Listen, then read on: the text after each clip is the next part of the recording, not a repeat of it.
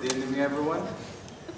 I would like to welcome you all to the opening lecture of the spring semester Sliver lecture series. And I'm Güven Çözer. For those of you who don't know me, assistant professor at Studio Lin. My colleagues Justin Dials, Angelica Zelisko, and Professor Priggs are organizing the series. And tonight we have a very special guest from China, Mr. Yasong. He graduated from Beijing Institute of Civil Engineering and Architecture. He attended Yale University after receiving the American Institute of Architects Scholarship for Advanced Architecture Research in 2001, and also holds a master's degree from Yale.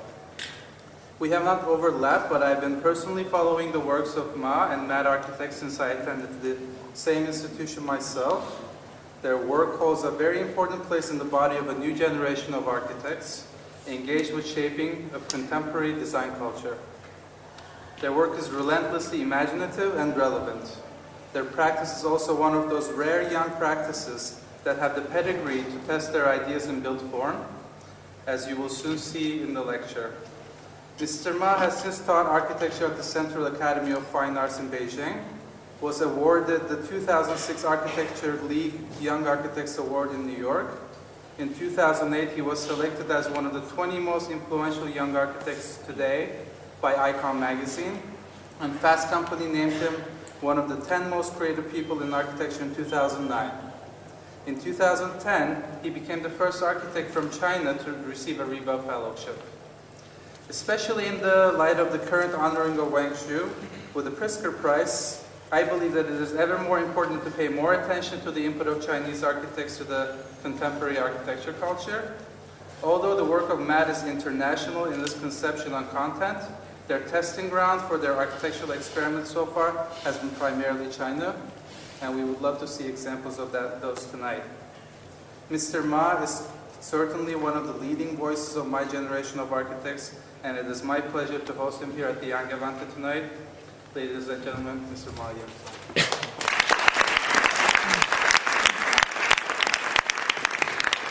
Thank you very much. It's my honor to be here. I've been in Vienna several times. I knew this school is a very good school, and I never got the invitation to be here. So today I'm happy to speak here.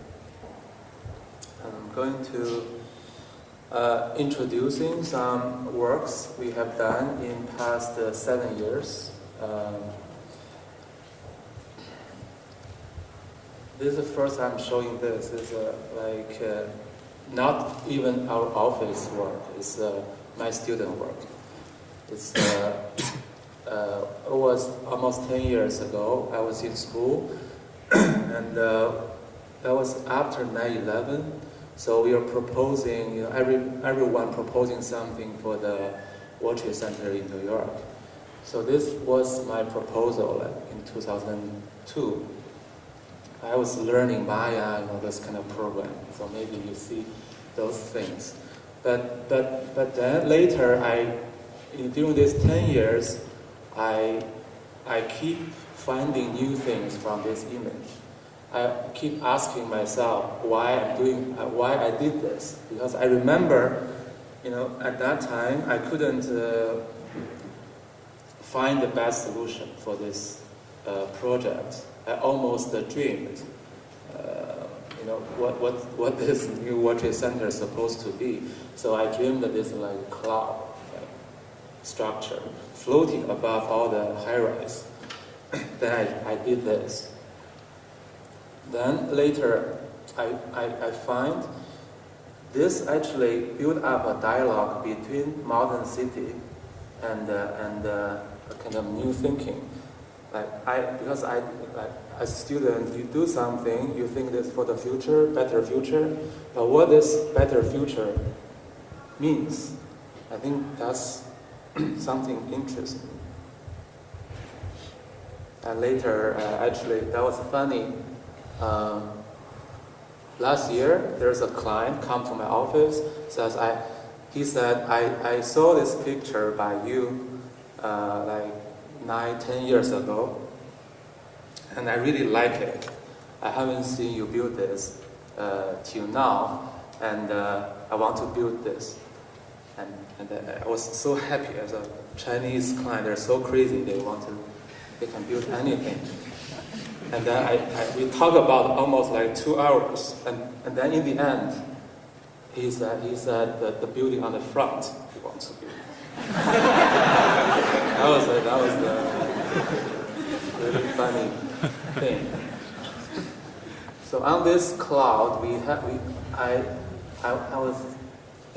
was trying this Photoshop job, making this island cover the site of the ground zero, and I have this park, green park on the top. So I guess I forget why I did this, but I guess I want to express the idea of nature in this high density urban situation. I want something horizontal rather than vertical. I want something live, organic, rather than boxes. So I think that was a simple idea.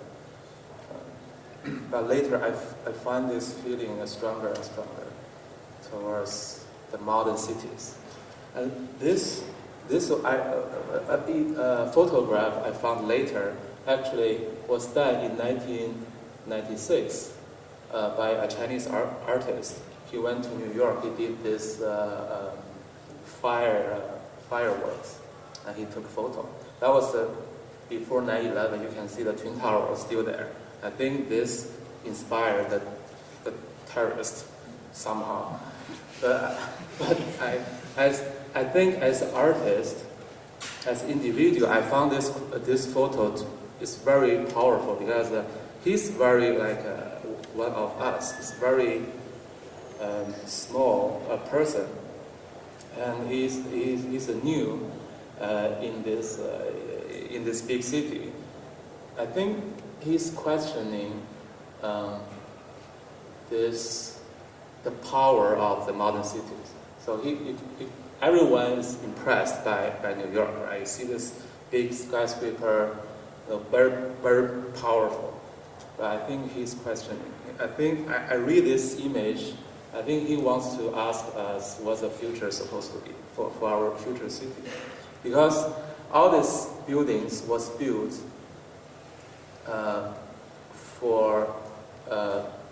because of capitalism or power. So those high-rise somehow become the memorial of the power and the capital.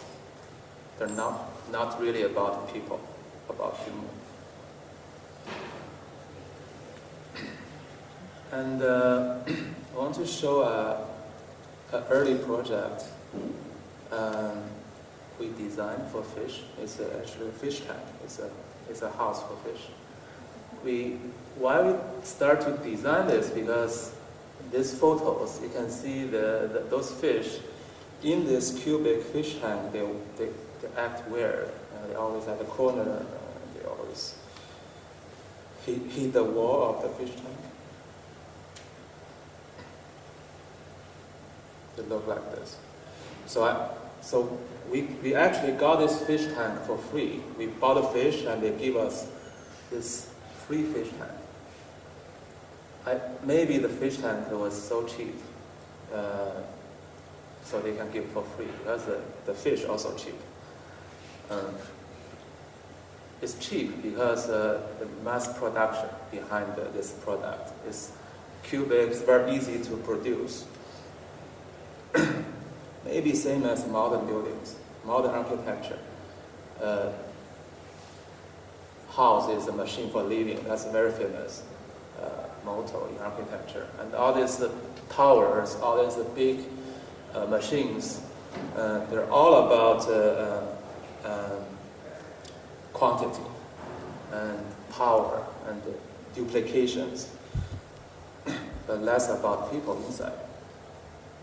So we decided to change this cubic fish tank. So this is our new model for the fish tank. And then we actually produced one like this. It's still cubic, but this start to transform to something else.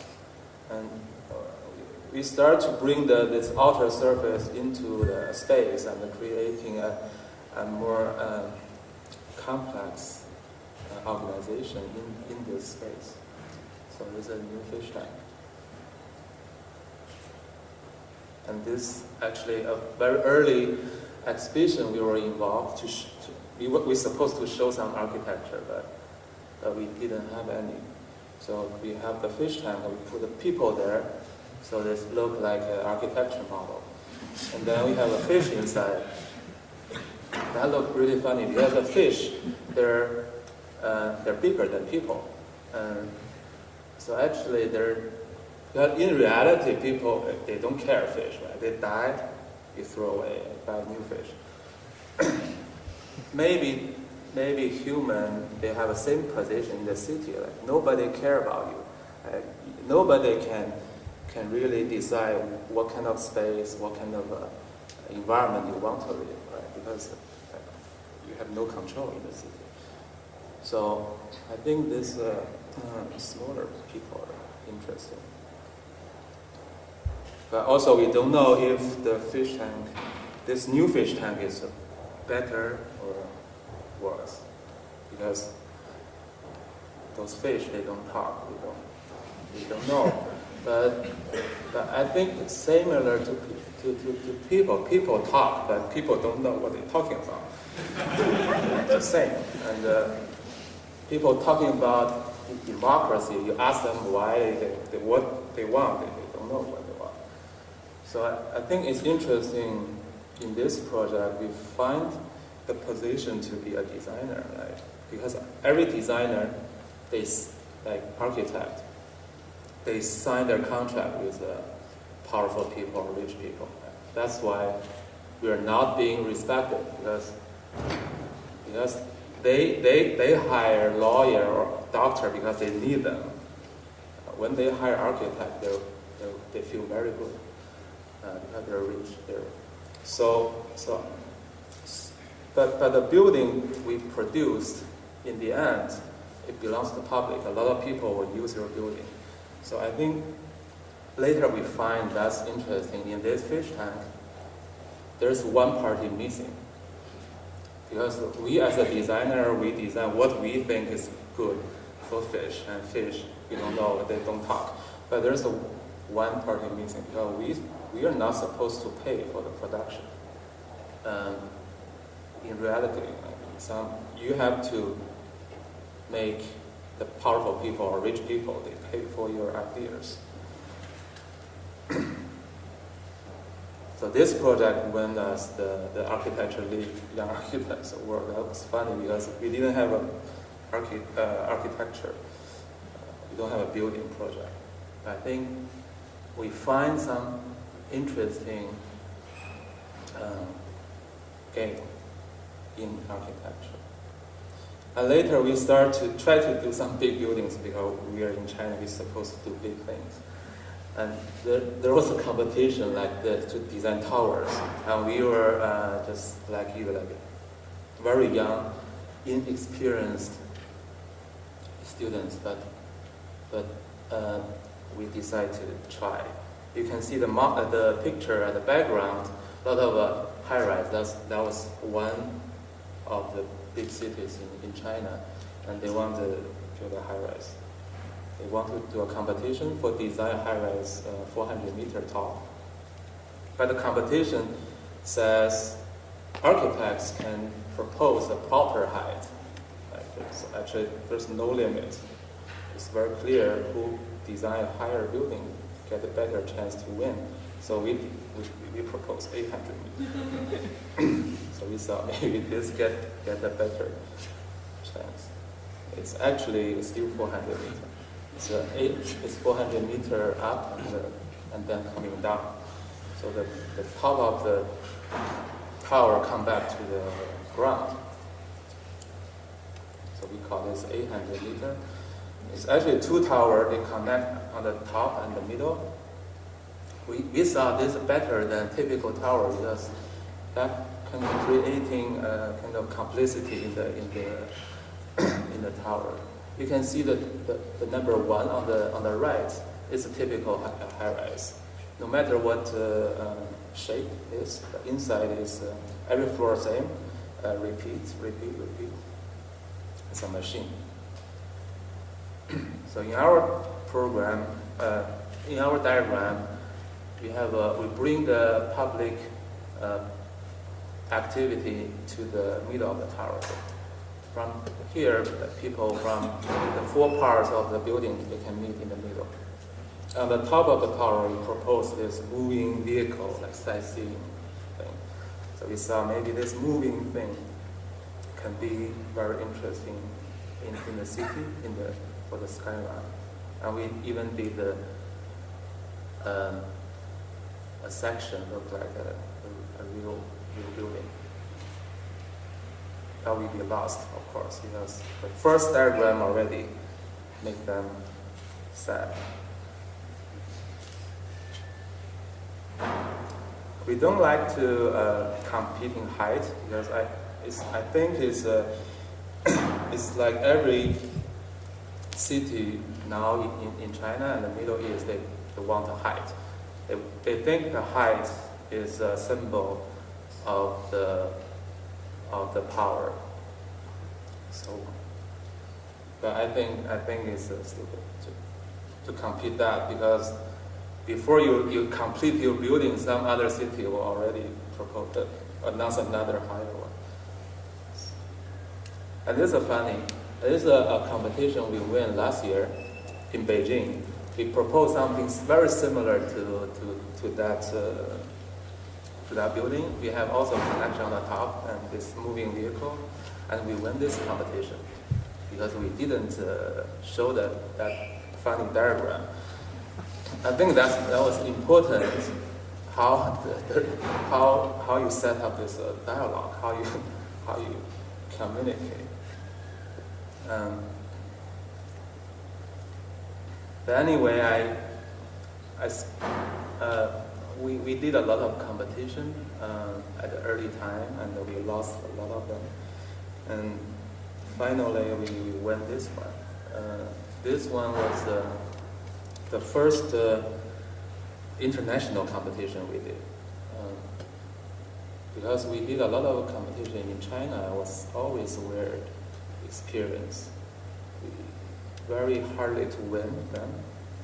And sometimes we win, and they just tell you win, and then there's no news after. And this one was the open, so everyone can fight. So we just feel very lucky to be selected. There was an apartment tower in Toronto. That was the funny picture I found on the newspaper after we submit the first round, and there were 6 finalists, and but there are already a lot of discussion about our proposal in Toronto. I think this tells the story in a very interesting way. They have all the big concrete box at the background, which you can see those kind of cities or towers everywhere in China, in North America, a lot of cities look like that. And so this building they say sexy. They ask why your building looks sexy. I didn't try to make the building sexy. But maybe because they like the sexy building, and they named the building Marilyn Monroe because they think this will look like a woman. So they call this Monroe Towers now, and because maybe they like Monroe better than the building. So the marketing would become extremely successful. They sold out the whole tower in one day, and they call us to design the second one. So in the end, we have 2 towers. And they said, you don't have to come. We just we just use your construction drawing, and we can build 2 towers. But we said we cannot have 2 Marilyn Monroe standing there. So in the end, we designed the second one slightly different. And also the floor plans. And they started building those towers. The structure is quite easy because they want to control the cost. We first trying to make a column like twist column, like following the shape, but it's too expensive. So we have to change to a concrete shear wall system. So that's why we have a lot of plans, because every plan is different. Yeah. So we propose all the balcony. So on every floor they have a very nice view. They have a balcony space, and those balcony also provide sun shading very naturally. So the building. I think two towers are more interesting than one, because one is still about the shape and this sculpture, but two towers make urban space. When you're in this environment or you walk in between the towers, you feel this whole space is like moving. It's quite dynamic. Here, during the construction, they start to install the glasses. So again, in order to control the cost, we have to using flat glass on every floor, and we have to use the window system instead of a curtain wall system. So there's a no slitty curve anywhere in this building.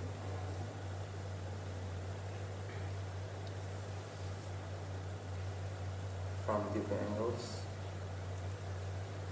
I like this view a lot because it shows the contrast between this tower and the typical towers. Here a view you see from existing tower they have. We look out to the city. You see this space in between two towers. I'm curious to see when the building completes, when people move in and they can look at each other from their balconies. Could be very dramatic.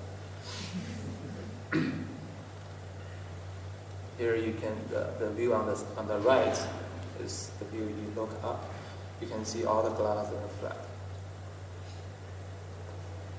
It's a bird view.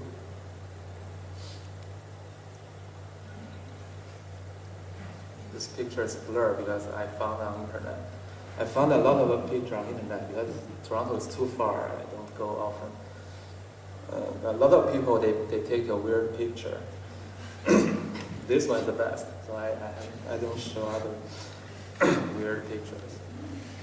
But I think it feels nice. Like people from the place, they enjoy the building. They love to interact with the building.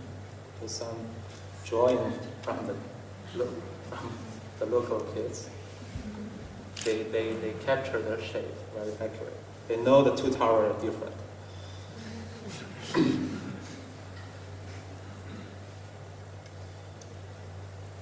Here's a museum we are building.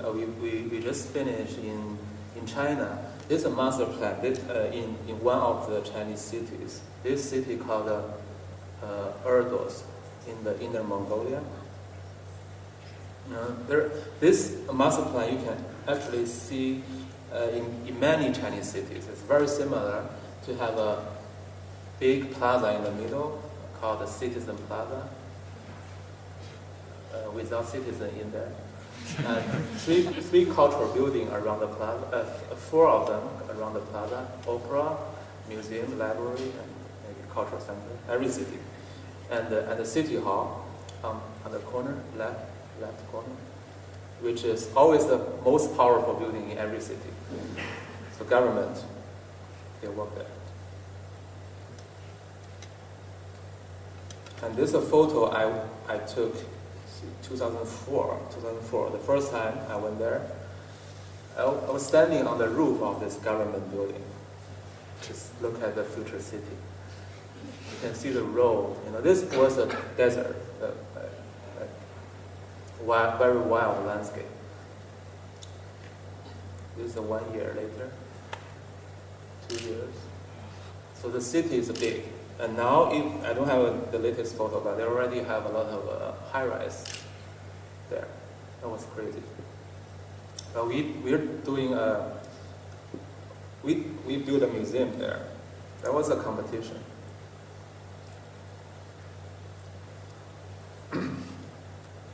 Only on a clean sheet of paper can the newest and most beautiful picture be drawn. I think architects has a very difficult time to understand this, because we always talking about the context. But when you go somewhere without context, you don't know there's some building will be next to your building, but you don't know what kind of building, how close they were located to your building, what's the relationship. It's all uncertain. So I was inspired by this. I think this is a really like no context. This thing can put anywhere. Right? So there's a Mr. Fuller's dome covered Manhattan Island.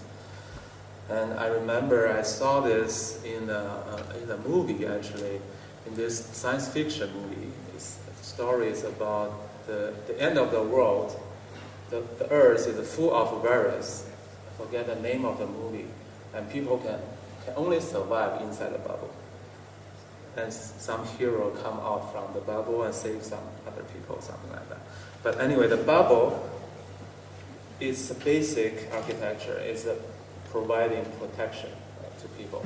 But at the same time, it's separating the inside outside. It's isolating the inside from outside. So I thought maybe that's something we need, because we don't know our context. Maybe we're full of virus. So we should also only concentrate the inside, which is the museum. So we built this bubble. It's I don't know why this shape is a very random shape. There's no meaning. Just trying to make a shell to cover what happened inside. At the same time, from the outside, it's very abstract. It's even have a little reflection. And we also create this landscape. Look like a desert. I think that was the only context I can feel when I first went there. First time I saw this desert. I think the nature landscape was so powerful. So we creating this very pure stone surface, without grass, without flower, without trees. So it looks like this metal spaceship landing crash on the desert or something. Here's the entrance to the inside. And inside, we mainly have solid walls. We only have two openings. One, like we cut this shape, and then we have this big opening to bring natural light and direct sunlight into the space. Here is it's office research part, garden, and here's another space, which is main space. Connect the two entrances on the front of the building, and another one on the rear of the building. So the two entrances actually have to link, make this lobby to connect these two entrances. And this lobby feels like a canyon, like a Grand Canyon space. So in this space, you have a very nice natural light. So there's no artificial light required. There's another space. And we have the bridges connect the two part of the gallery. to be the circulation of the museum. So but you can walk through the museum in this canyon-like space without entering any exhibition hall. You can also enter when you touring an exhibition. Then when you come out, then you will walk on the bridge, which is on the center of the building. Something like this. So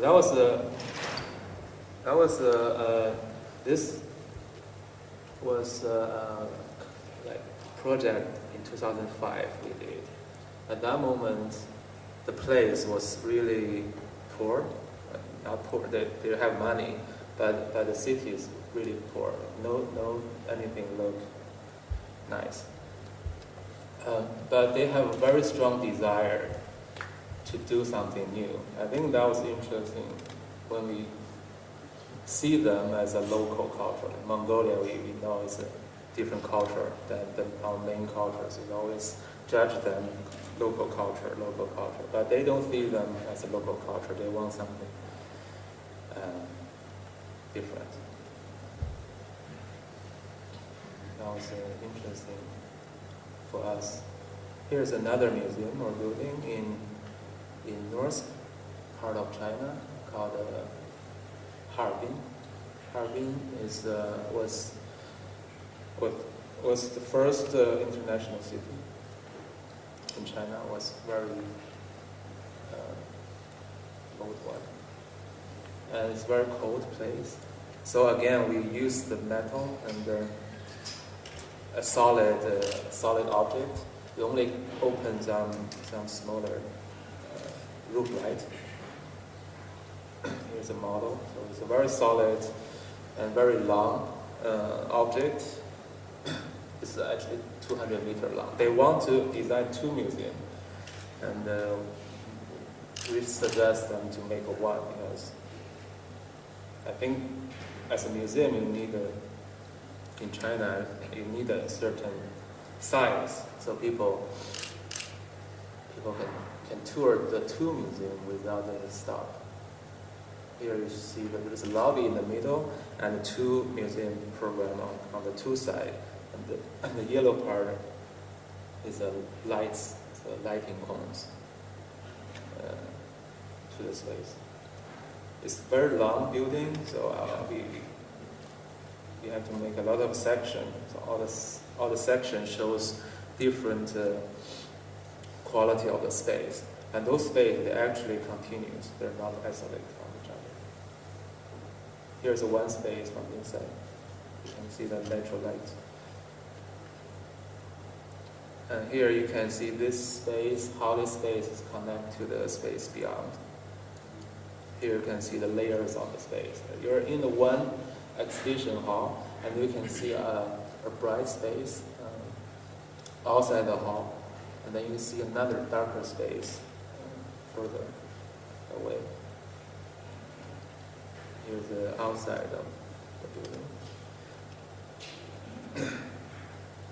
It's looks like the tower lying on the ground, but we're trying to capture this moment that something in between solid and the liquid. I think it's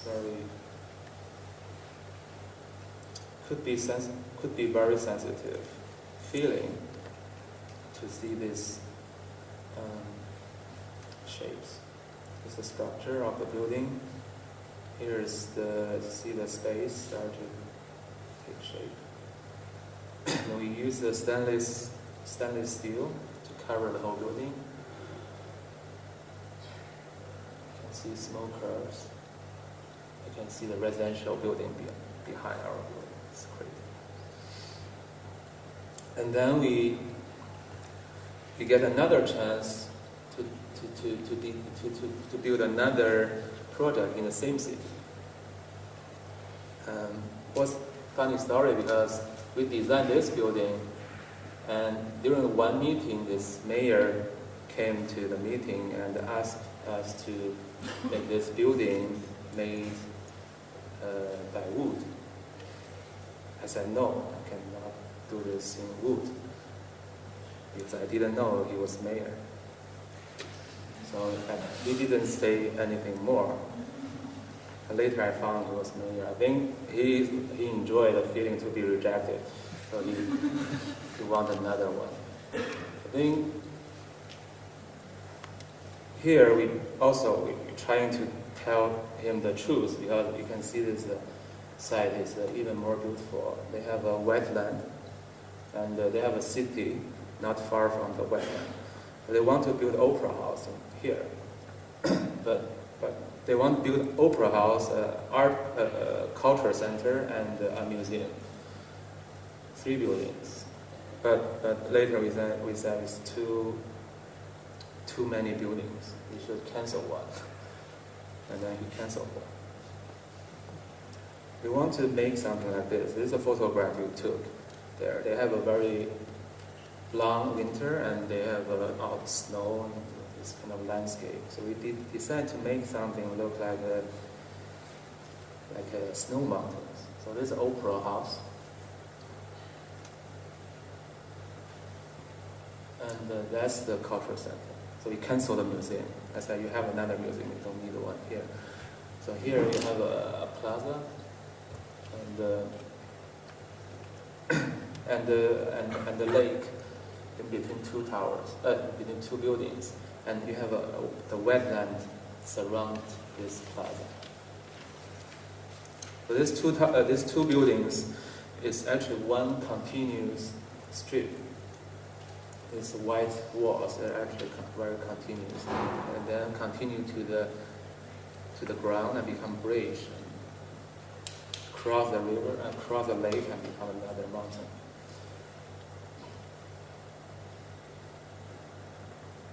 And you can literally walk on the mountain.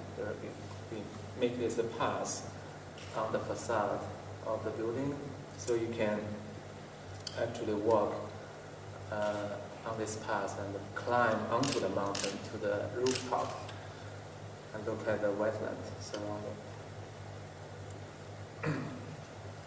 There's a bridge connect the 2 buildings. In the lobby, again, we want a lot of natural light in the space. And we bring also some natural light into the auditorium. Here you can see the path.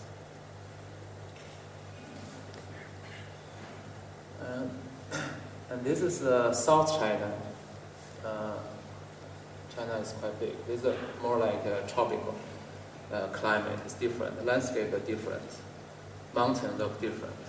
And here we designed one building. Look like this. It's like a flat mountain. It's basically a wall, but the profile looks like a natural mountain. And you have terraces on the rooftop, and then you have these holes in the building. It's big. It's 800 meters long, 100 meters tall. So it's more or less like a mini master plan project. So a lot of people live here. We were not trained as master planners. We have to design a building. It's one building. Actually, link the two sides. We have one street go through in the middle.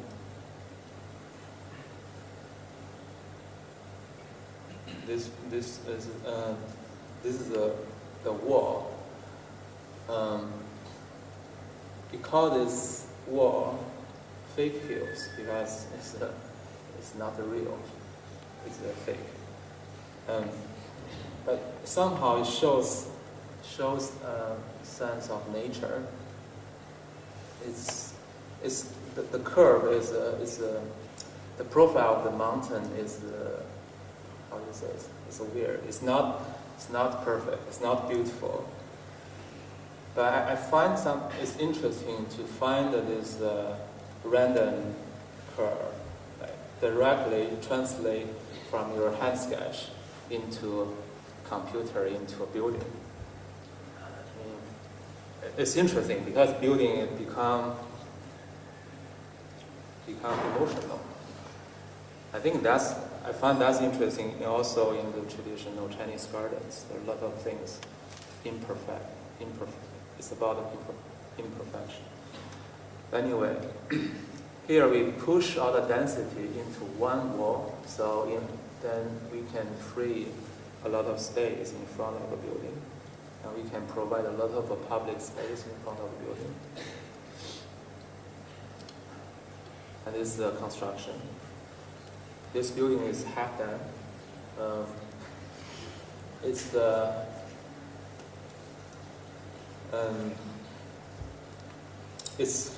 huge. So some people they're happy, some people are not happy.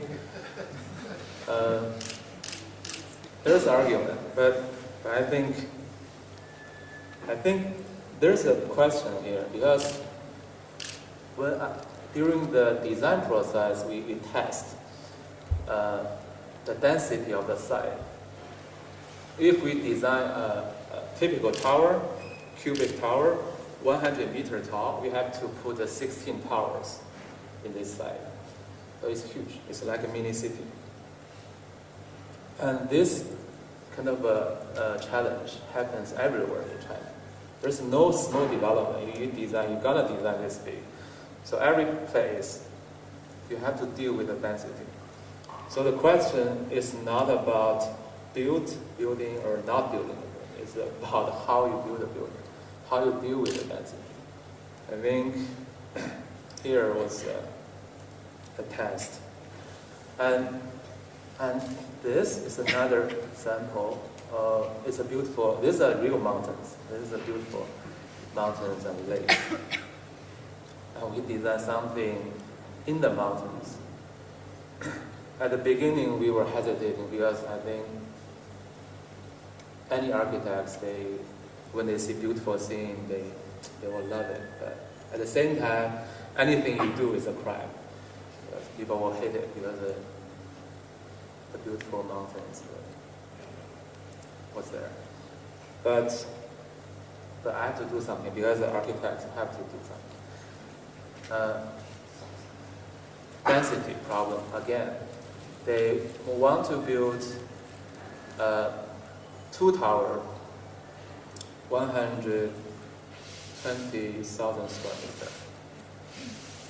So it's like probably 2 tower, each one 150 meter tall. This site. So we suggest them to do this. Multiple buildings blend into the mountain landscape. But I think the building in the middle is still too big. And actually we cut the total program in half. This is like 70%, 70,000 square meters. But since we did the whole master plan, so we convinced them to put some program at the later phase. But anyway, it's again deal with the density. This many building, we have to find a way to blend into the contour lines, to the slopes. But they all want to have the lake view. So we put on the lake side of the mountain, and then it's not enough. One layer is not enough, so we have another tower, smaller tower, closer to the lake. But then we have to make a bridge, so the people can only go to that building from the bridge to the top floor and come down to their apartments. So here is the look of the bridge. You can see the tea field there.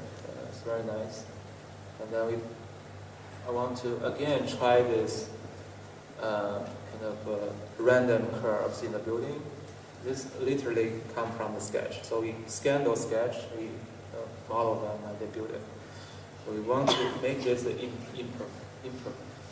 imperfection of the geometry. The building look a little messy, but I think That's how nature looks like. Here is a bridge. You cross the bridge, you approach this pavilion, you go into the core, go down to your apartments. You can see the very nice mountain here. And talking about the relationship between architecture and nature, which we find in a lot of our project. And this is a very early project. We did a pavilion, the water. It's very small space, one roof. Look like this. It was a bridge across the lake, and we built a building in the middle of the bridge. And we have this underwater path approach building, something like this. So we manipulate the surface a little bit to create this, to define a space under the roof. And we actually creating a path through the building. So because the building built on the bridge, so you can still, after the building was built, you can still walk through the bridge, walk through the building without entering the building. So there is outdoor space under the roof for people to walk. Here the path. So when you walk here, you can see the water and the lotus on both sides.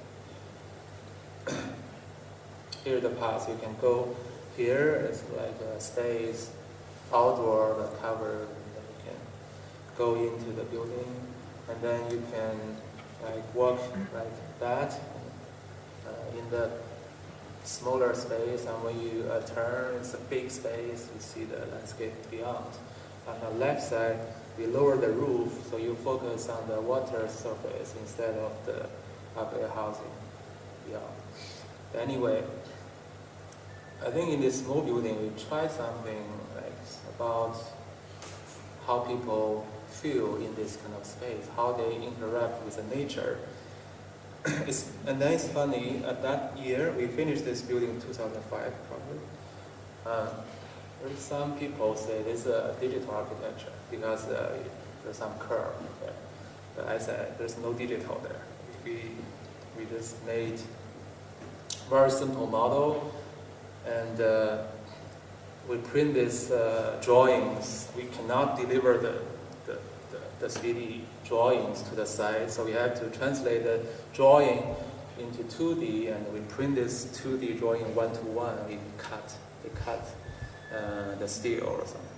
So there's very low tech. There's not digital. And then later, a Chinese old scholar come here and said, this is not digital. You know, he doesn't know it's digital. He said, this is a traditional Chinese pavilion. Then I found this interesting because I didn't know it was the Chinese pavilion. Just pavilion they built on the water. But he said, when you walk in there, you have different ways to look at the water and the nature around you. When you move, your scenery is changing. So I found this interesting. Somehow, this traditional sense of this space is in the building.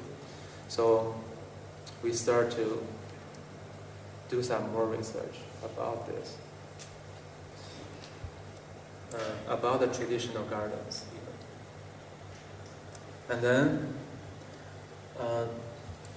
there's another project we did in Taiwan. It's a convention center, but you don't tell it's a convention center. They have a hotel, they have office, they have a convention center.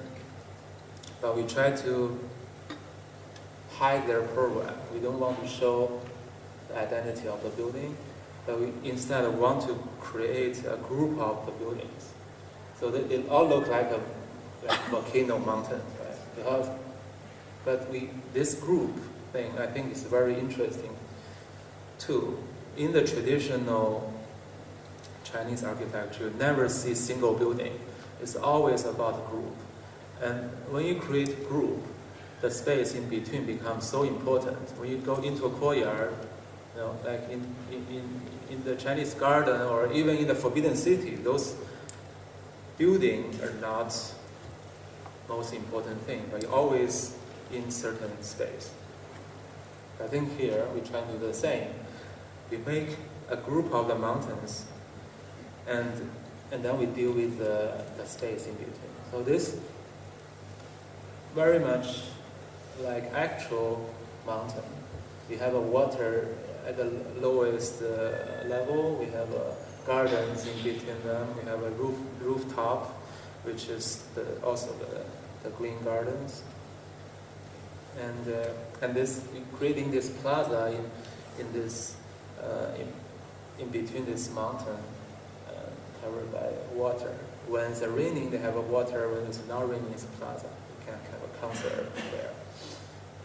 Anyway, this organization of this garden space become very interesting. Inside the building, we also make a lot of this kind of void. Within each envelope is different. Sometimes it's a large space, sometimes it's a smaller space, hotel. This office, for example, we have a typical floor inside and the balcony, and then we cover by this sun shading scheme. Here you can see the volume of the building is quite big, but by doing these groups, you're actually creating an environment rather than volume. So people actually, they don't pay attention to the size of each building, but they will go into this environment. Here the skin, we take this Miyagi's clothes, we take inspired by that and making the skin of the building. And this rendering I like very much. It's when you're actually in the building, because the mountain is doing this, and you cannot actually look at one building, but you are in the space. So each space can have a different character. Here's a compare of different landscape. On the left is French garden. You see the trees, they're very clean, they're very artificial.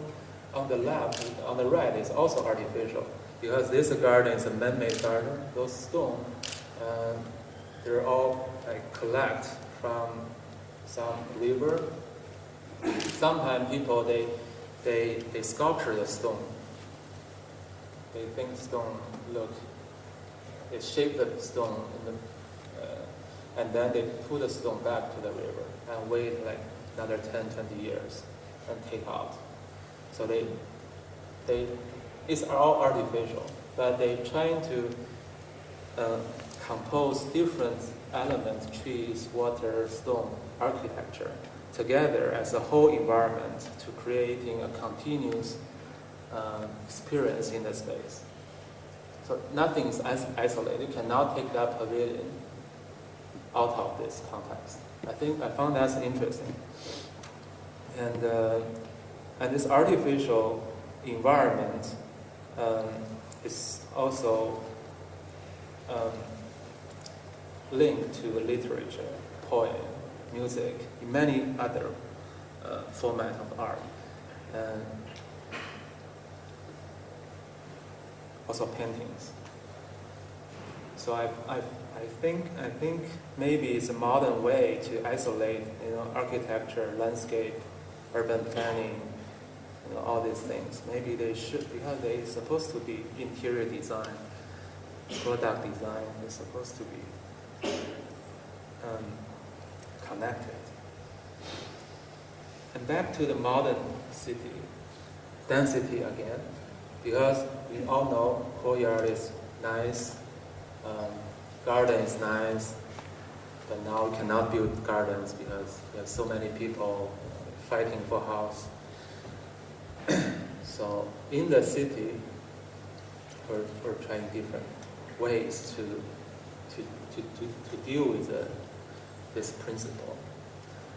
the lower part is a building we're designing. It's an office building in Shanghai, near the airport. The upper part is Zaha Hadid. It's her building. That building, you can see the scale. Although it's an organic language, but scale is horrible. It's four very long walls. You can compare to the other part of the city. So it's like a 4 scratch into the city.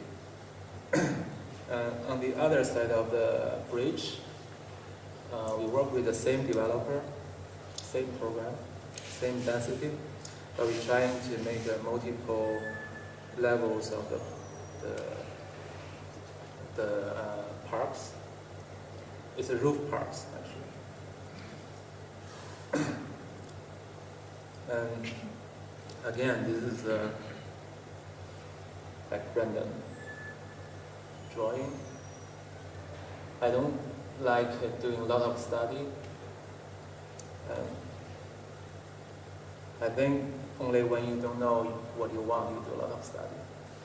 So we do only one sketch, and then we do build. And but you have to do the sketch when you have a feeling, right? If you don't have a feeling, that's stupid sketch, probably. But here we work on the roof. We put the gardens on the roof, lake on the roof. You can see the towers. This is actually in Europe, in Amsterdam. We did a competition there. But those buildings are all existing, where they call CBD, also, Central Business District. CBD always towers. In China, we're building CBD everywhere, in every city. And they become the symbolic of modern life. People think tower means modern life.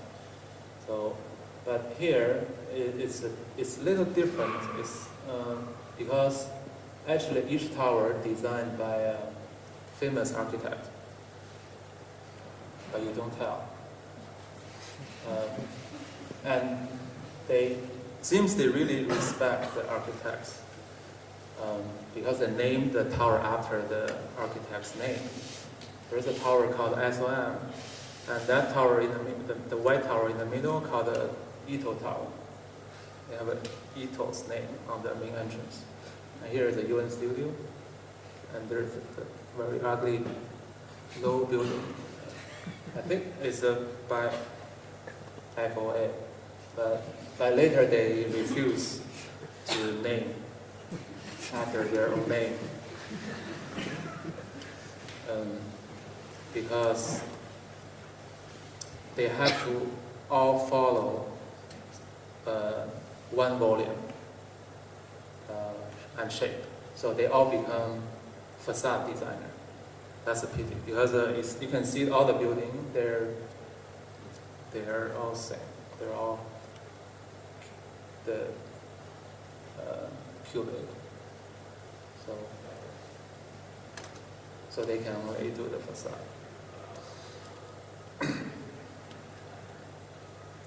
I found this interesting diagram about the density. When you have towers, can we bring mountains into the city? We did some mountains before. So here, we're trying to, again, making mountains in Amsterdam. In Holland, they don't have a mountain. And this client who hired us is interesting. It's a private owner. Their site is next to those towers, and they hate these towers. And her father passed away, and he gave the whole property to his daughter. Her daughter says, all these towers look like a man in suits. So we're saying city is about a man, because all the buildings are square. And she doesn't like that. She wants a female. She's going to change the city. And then there's a mountain. And she got a big site. Site is almost big as the whole CBD. So we have to design a series of mountains. Yeah. And that's a highway from Amsterdam to the airport. And I think that's nice to build this mountain in Holland. And we even bring real mountain there. And inside the mountain you can have maybe some room, I don't know, some multi-purpose hall and a waterfall.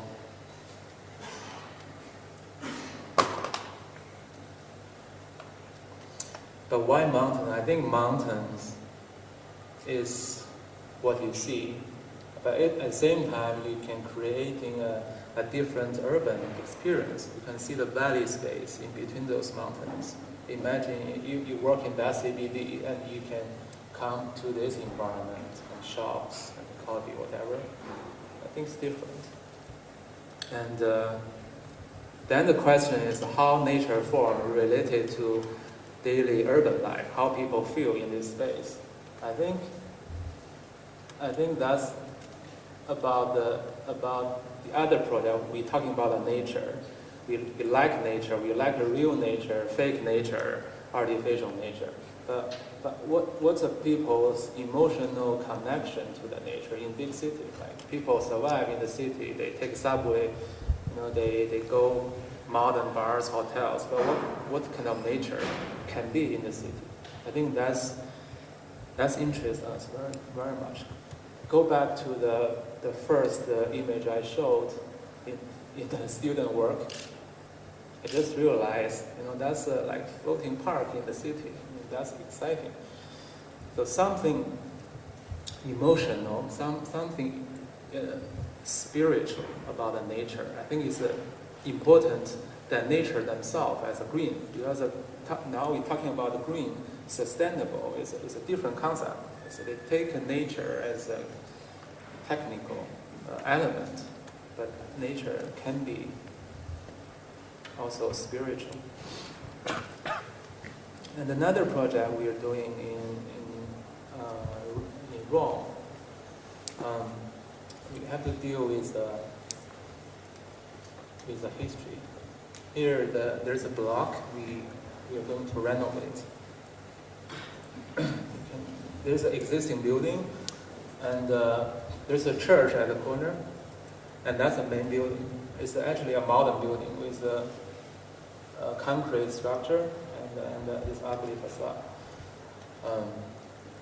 And this church is not protected. We cannot demolish the building, but they don't have to be a church in the future. Because for this city, everything is like 1,000 years old. But modern building, this building on the left, which we want to renovate, what we want to do is to take the facade out of the building. The blue part is the modern building. You can see the columns. So the structure is different from the old building. Old building, they all like wall structure, like using stone to build a building. Like this building is a wall structure. But the modern building, they use column, so free elevation. So we take out the facade, and then we recess the new facade. Then we can creating a buffer zone on the facade to make gardens again. So this time we're trying to build actual garden into these slabs. So that's a look of the building. This traditional street was formed always by the facade. The facade shaped the street. Here we want the building to be blurred. So this boundary is it's open. And this slab is existing. It's a rough concrete slab. But inside we have a new facade.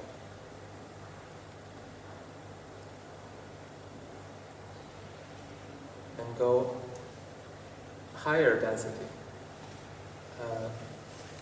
Back in China, there's a city called Chongqing. You can see the skyscrapers already. It's all built in 80s, 90s. And we're building one tower in the center of this island. And this building is tall, but it is not only about the height, it's about the life. We bring a lot of garden into the high-rise. And the building, we're trying to blur the shape by making every floor random.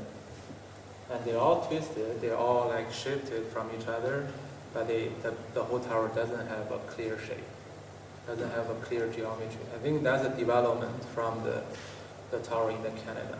Canada is a clear sculpture, but here it's a not sculpture. By blurring the shape, overall shape, the building become less monumental. It's not a big sculpture. So you think you see this a big thing because it's at the top, but it's not about one strong message. But then go inside the tower. You can see a lot of public space, human space, those space, which more about human experience. For example, there's one garden in the tower. We have a very tight site, so we make a core small. We have less elevators than they required to achieve efficiency. I think that's also a good idea because we don't need so many elevators. I think we can have only express elevator, bring people to those garden level, and then they can just walk a little bit. They can walk maybe 2 floors up, 2 floors down. It's not a big deal. But the important thing is you have a public space in the sky. I think that's super important for the high-rise. They have this terrace with the sun and have trees, so people can live there.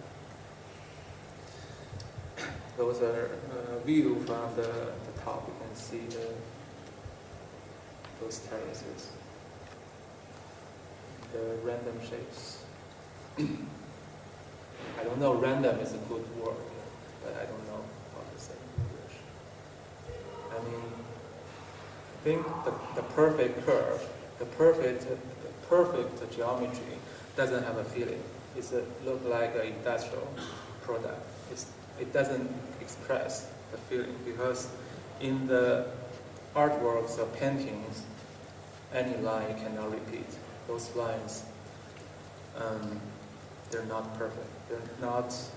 It's difficult to describe by a formula or something.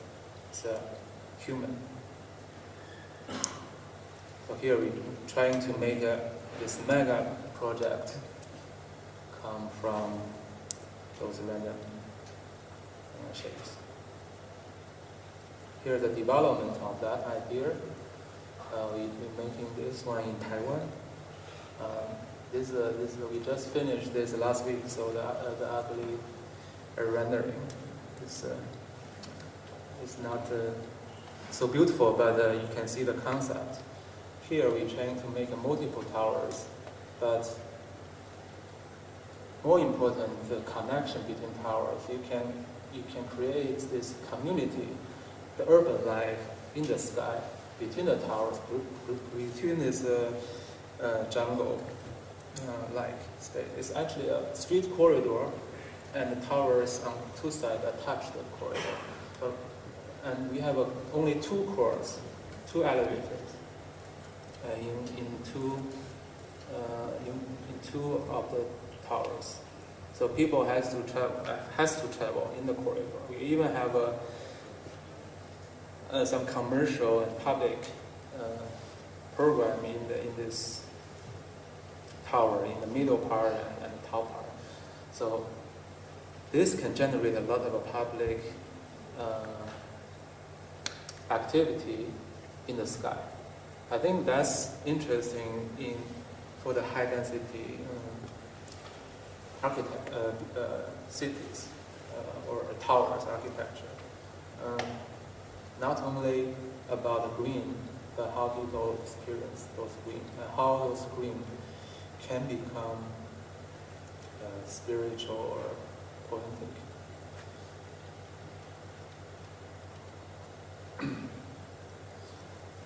And the last one project is a project we call Beijing 2050. It's about the future of our city. It's 2050 is not so far. It's a bit far, but we're still alive, probably. So we can still see this can happen or not. But we have to look at the current situation. There's a Beijing city. You can see those towers. They look very powerful. They're strong. Like Olympic slogan: faster, stronger. What else? I don't know. I forget. But I think that's really unnecessary for people to run faster. Can now run faster than tiger. But something human has to concentrate to concentrate. It's about is this to be the future of our city? I don't know, but we're trying. I think we should try to make our city not about monument for the money and the power and politics. So we think, I just bring my student work to Beijing. So I think New York, they built the new World Trade Center, which is so ugly and even worse than the original one. We can try in Beijing, but I don't think Beijing wants to build this also. But anyway, approach to the nature, to the organic organization, and approach to the open green, to public space. I think that was our idea. To provide an umbrella to cover other buildings. I have Sky Park up there.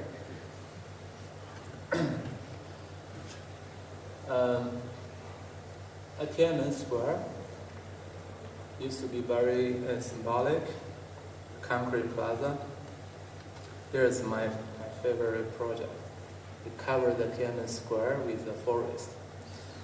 It's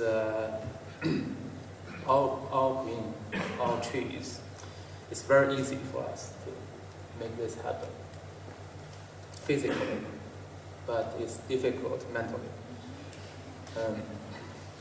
Many people like this because nobody say no to green, right? Nobody, you say, I want to planting trees, nobody says, oh, you're stupid, you're smart. Green architecture, sustainable architecture, always to be right. But here, those green, they have different meaning. They meaning openness, they meaning human freedom.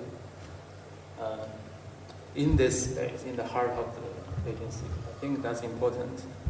I think if they can build this, we don't need those citizen plaza, empty citizen plaza everywhere in every city. On the left hand is actually the opera house. We also covered by trees. It's just a small mountain now.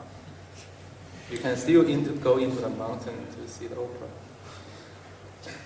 And then also the part of the research is the old part of the city. can see this is how we protect the old part of the city. Outside the wall is a tourist, and people behind the wall, they're like actors, like theme park. Their condition is not so good. That's a public toilet. That's a public space between cars. So the old city are being preserved for probably tourist reason. But now a lot of building, I think the way in China, like I mentioned before, the space, empty space, courtyard, gardens, they're the soul of the city. They're not a building. Those buildings, they're not like Europe, not like stones building. Like this very simple building. I think in Chinese philosophy, building is supposed to die. Right? They have a life cycle. The material come from the earth, and after some years they disappear. I think that's normal. But what we need to preserve is the life in the city, right? Those community, those neighborhood, and the people who live there. But now those people, they're abandoned, or they kicked out to the suburb. You see another toilet there, public. I remember, when I was a kid, I lived in this kind of house. It was amazing. You have trees in the courtyard, you have birds. It's really nice. But you have to walk 100 meters to a toilet in the middle of night in winter. That was horrible. And then we propose to insert some bubbles in the hutong, their toilet. Toilet attached to each house. This is in the future. This is a 2050 year, Beijing. So the idea is some corner or space we can make a different small space inserted, and they will have certain interesting dialogue with the old part of the city. And then I think that makes city more alive. And then we built one before 2050. That was interesting about exhibition. You show your virtual image and somebody believes in the image and they want to build one. We realized one toilet in one courtyard. So that's how building look like in reality, in this context and under the trees. It's very small courtyard. That's the entrance at the corner. When you enter, you see this metal surface, and then when you turn, you see the courtyard. There's two buildings facing each other. Inside the bubble is the toilet and the stairs go up to the roof.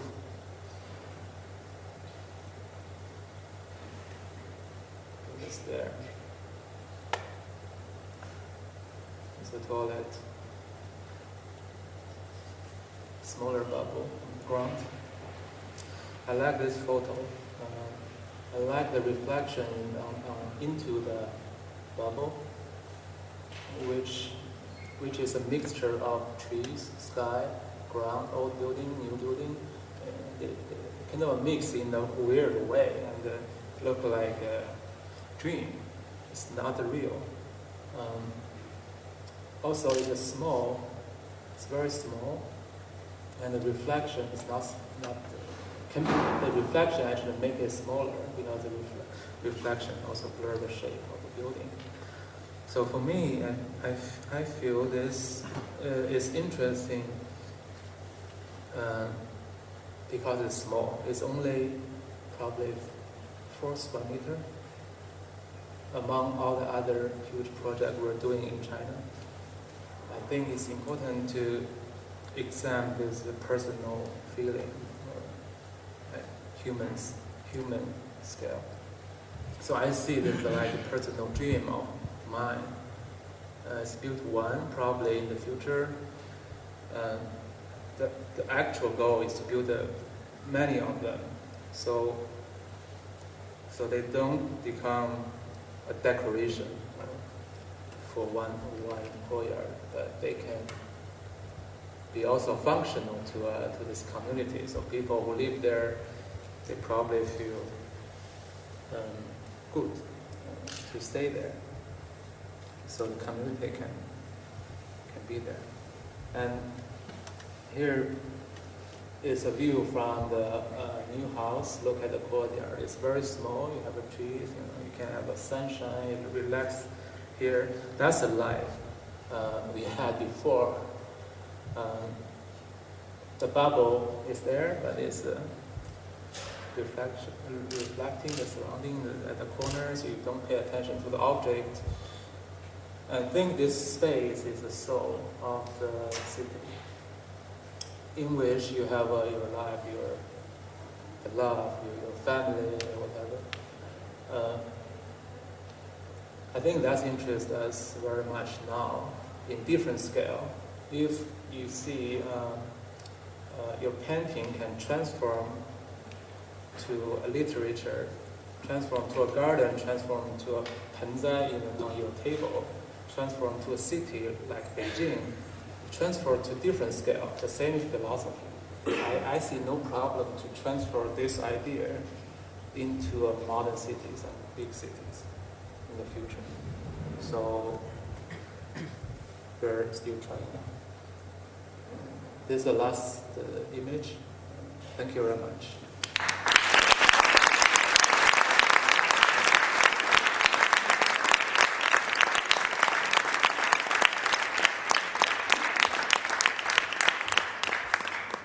He'll take a few questions. I have one question regarding the Orders Museum. It's in the district of Mongolia. Yeah. And how can you handle this to make a museum for a city without inhabitants? How do you handle this step? We don't have a city without having. What we have is the people. I think people are everywhere. You don't worry about that. And some media says it's empty city, a ghost city. I think it's. Anywhere during construction there's no inhabitants. But when I go there, near the completion of the museum, every day I see like hundreds of people lying on this landscape, sleep or chatting. It's supposed to be a city for 1 million inhabitants. I don't know. I don't see that. I heard it was when I was there first time. They said 50,000 for that area. Because Erdos is a big area. There's several parts. I think in general, developing west part of China is a good strategy because now people are focusing on the east coast and big cities, and city become too big, like Shanghai, Beijing, Chongqing. They're like 20 million. Like for example, Beijing, 20 million people. It's too much. Big city become huge, and I never go to another part of the city. Like people live in the same city, they don't meet each other, so it doesn't make sense. I think developing new area makes sense, but maybe some strategy detail. But I think the big move is necessary to building some new cities. Thank you very much.